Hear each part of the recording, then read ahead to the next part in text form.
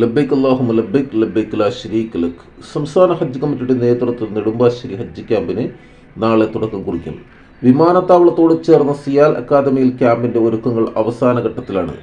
ഹജ്ജ് തീർത്ഥാടകർക്കായി ഇത്തവണയും വിപുലമായ സൗകര്യങ്ങളാണ് ഒരുക്കിയിരിക്കുന്നത്. സിയാൽ അക്കാദമിയിലെ കെട്ടിടങ്ങൾക്ക് പുറമെ താൽക്കാലിക പന്തൽ കൂടി ഒരുക്കിയാണ് സൗകര്യങ്ങൾ ഏർപ്പെടുത്തിയിരിക്കുന്നത്.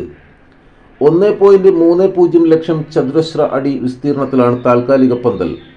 600ഓളം പേർക്ക് ഒരേ സമയം നിസ്കരിക്കുവാനുള്ള സൗകര്യം, വിശാലമായ അസംബ്ലി ഹാൾ, ഭക്ഷണശാല, തീർത്ഥാടകർക്കും വളണ്ടിയർമാർക്കുള്ള താമസ സൗകര്യം, വിശ്രമ കേന്ദ്രങ്ങൾ തുടങ്ങിയവ സൗകര്യങ്ങളാണ് താൽക്കാലിക പന്തലിൽ ഒരുക്കിയിരിക്കുന്നത്. ഹജ്ജ് കമ്മിറ്റി ഓഫീസ്, ഹജ്ജ് സെൽ തുടങ്ങിയ ഓഫീസുകളും അലോപ്പതി, ഹോമിയോ, ആയുർവേദ കേന്ദ്രങ്ങൾ എന്നിവയ്ക്കുള്ള സൗകര്യങ്ങളും അക്കാദമിക് കെട്ടിടത്തിലാണ് ഒരുക്കിയിട്ടുള്ളത്.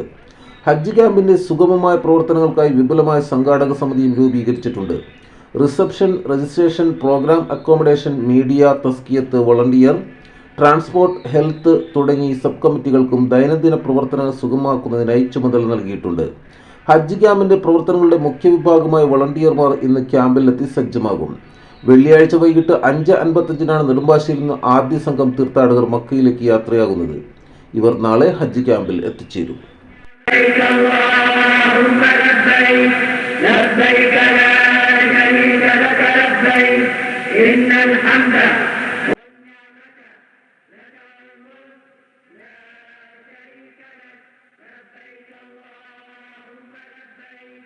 ഹജ്ജുമായി ബന്ധപ്പെട്ട കൂടുതൽ വാർത്തകളും വിശേഷങ്ങളുമായി വീണ്ടും കാണാം. നന്ദി, നമസ്കാരം. ജെ ടൈംസിനൊപ്പം ജലാൽ.